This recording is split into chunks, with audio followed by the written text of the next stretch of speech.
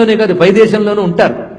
అలాగా అమెరికాలో కొలరాడో యూనివర్సిటీలో ప్రొఫెసర్ జాన్ ఎం మెల్విల్ అనేటువంటి కాస్మాలజీ ప్రొఫెసర్ అండి. ఈయన ఆస్ట్రోఫిజిసిస్ట్. ఆస్ట్రోఫిజిసిస్ట్ అంటే చాలా మందికి తెలిసిందే కదా. అంతరిక్ష భౌతిక విజ్ఞాన శాస్త్రం అంటే అంతరిక్ష విజ్ఞాన శాస్త్రంలో పండితులతను ప్రొఫెసర్ బోల్డ్ అంత రీసెర్చ్ చేశాడు. అంతరిక్షంలో వచ్చేటువంటి రకరకాల ఎనర్జీస్, అందులో కాస్మాలజీ, వాటి మీద ప్రత్యేకమైన రీసెర్చ్ చేస్తూ కాస్మాలజీలో యుగాల క్రితమే అద్భుతమైన విజ్ఞానం భారతీయులకు ఉంది అన్న విషయం పాశ్చాత్య మేధావులకు చాలా మందికి తెలుసండి. మన వారికి తెలియదు చాలా మందికి.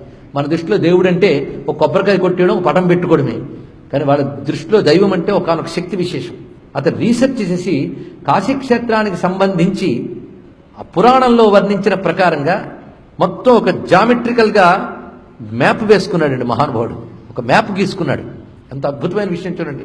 ఇప్పటికి మీరు కాశీఖండం చదివితే విశ్వనాథ్ జ్యోతిర్లింగానికి ఆగ్నేయంలో ఏముంది, ఈశాన్యంలో ఏముంది, తర్వాత నైరుతిలో ఏముంది, ఏ దిక్కులో ఏముంది, ఏ ఆవరణలో ఏముంది, దిక్కులతో సహా వర్ణించారు. మనం ఊరికనే చదివేస్తాం, చదివితే పుణ్యం వస్తుందిట. అప్పుడు ఆ ఫలశ్రుతి వచ్చినప్పుడు మెలకు వస్తుంది మనకి, మిగిలినవే గుర్తుండవు. కానీ మహానుభావుడు మాత్రం అవి చదివి దాని ప్రకారంగా మ్యాప్ గీసుకుని వారణాసి వచ్చాడండి ఆయన. అది జరిగి ఎప్పుడో కాదు, 90s జరిగింది ఈ విషయం. 1994లో జరిగిన విషయం నేను చెప్తున్నాను. ఆయన ఇక్కడికి వచ్చి ముందుగా బెనారస్ యూనివర్సిటీలో ప్రొఫెసర్ పిబి సింగ్ అనేటువంటి ఒక పెద్ద ఆయన కలిశాడు. కలిసి నాకు ఈ దేశం కొత్త, నేను ఒక పరిశోధన చేశాను, దాని ప్రకారం కొంత రీసెర్చ్ చేయాలని అనుకుంటున్నాను, మీ సహకారం కావాలి అన్నాడు ఆయన. పిబి సింగ్ ఆశ్చర్యపోయాడు. ఏమిటి మీరు చేసిన పరిశోధన అంటే ఆయన రాసుకున్న నోట్స్, ఆయన ఇచ్చిన మ్యాప్ మొత్తం పరిశీలించి నేను మీకు సహకరిస్తానన్నాడు. ఇద్దరూ కలిసి కాశీలో ఎంత తిరిగారో, ఆయన మ్యాప్ ప్రకారంగా తిరిగారు. ఎక్కడ ఏ గుర్తు పెట్టాడో అక్కడ ఆలయం, ఆ చోటు ఇప్పటికీ ఉందండి. అది ఆశ్చర్యం. అంతా పరిశోధించి తాను కొన్ని ఎక్విప్మెంట్ పట్టుకొచ్చాడు. ఆ ఎక్విప్మెంట్లో ఆ కాస్మిక్ రేస్ను కొలవగలిగేటటువంటి కొన్ని రాడార్స్, అదేవిధంగా జీపీఎస్, గ్లోబల్ పొజిషనింగ్ సిస్టమ్స్, ఇవన్నీ తీసుకొచ్చాడు ఆయన.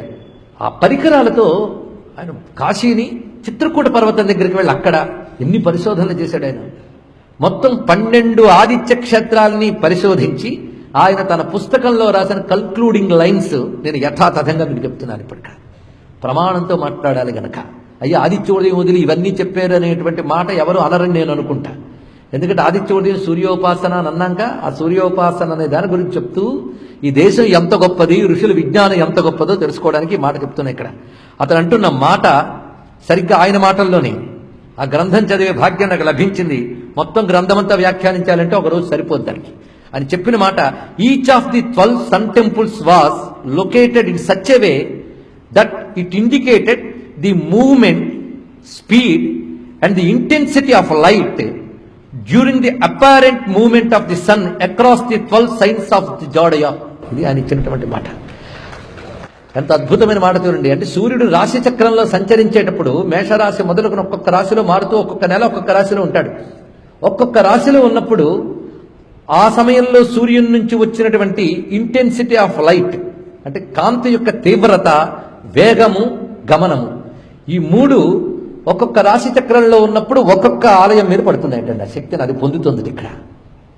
దాని తర్వాత అతడు తాను తెచ్చినటువంటి ఈ కాస్మాలజీని, కాస్మిక్ రేస్ని, కాస్మిక్ ఎనర్జీని మెజర్ చేయగలిగేటువంటి మెషినరీతో 56 గణపతి ఆలయాల్లో రీసెర్చ్ చేశాడు. అవన్నీ రీసెర్చ్ చేసి అంటాడు, ఇట్ ఈజ్ ఎ మిస్టరీ. అవన్నీ ఎలా ఉన్నాయంటే సరిగ్గా కాస్మిక్ ఎనర్జీని కాన్సన్ట్రేట్ చేస్తున్నాడు ఒక్కొక్క క్షేత్రం. ఎంత విశేషమైన అంశం చూడండి. అందులో కన్క్లూడింగ్ లైన్స్ అంటున్నాడు, it is a mystery how the ancient Indians had fixed the site for these temples. సరిగ్గా కాస్మిక్ ఎనర్జీ సెంటర్స్ ఏవో అవే టెంపుల్స్లో ఇప్పుడు ఉన్నాయి. తెలుసుకోండి. ఇక్కడ ఈ సెంటర్స్ ఆ ప్రపంచం నుంచి, అనంత అంతరిక్షం నుంచి వస్తున్నటువంటి ఆ వైశ్విక చైతన్య శక్తి, సరిగ్గా కాస్మిక్ ఎనర్జీని మనం పారిభాషిక పదంగా టెర్మినాలజీలో సంస్కృతంలో చెప్పాలంటే వైశ్విక చైతన్య శక్తి అనాలి. ఆ వైశ్విక చైతన్య శక్తి యొక్క కేంద్రము, ఆ పొజిషన్ ఎలా ఉన్నది, అక్కడున్నాయి టెంపుల్స్. అందుకంటున్నట్టు it is a mystery how the ancient Indians had fixed the site for the temples by mathematics, by mathematical calculation or through intuition and meditation అన్నాడు. ఎంత అందమైన మాట చెప్పాడు. ఈ స్థలం ఆ కాస్మిక్ ఎనర్జీకి కేంద్రం అనే విషయాన్ని ఋషులు ఎలా తెలుసుకున్నారు? ఇప్పుడు మేము మిషన్స్తో ఇప్పుడు తెలుసుకున్నాం. కనుక వాళ్ళదంతా రీసెర్చే. తెలుసుకుంటే ఇక్కడ ఉన్నదే అది రీసెర్చ్, అదే కొత్తగా తేక్కర్లేదు. ఇప్పుడు మేము మిషన్స్తో తెలుసుకున్నాం. కానీ ప్రాచీన భారతీయ ఋషులు ఇక్కడి ఆలయం ఉంది, ఇక్కడి శక్తి అని చెప్పారంటే అప్పుడు వాళ్ళు మ్యాథమెటికల్ కాలిక్యులేషన్ ద్వారా తెలుసుకున్నారా, లేకపోతే ధ్యానము ద్వారా వికసించిన ప్రజ్ఞతో చెప్పుకున్నారా? ఇంట్యూషన్ అండ్ మెడిటేషన్ మాట వేశాడే. ఇంట్యూషన్ అంటే ప్రజ్ఞ, మెడిటేషన్ అంటే ధ్యానం. దీన్నే మన వేదవేత్తలు ఎప్పుడో చెప్పారు.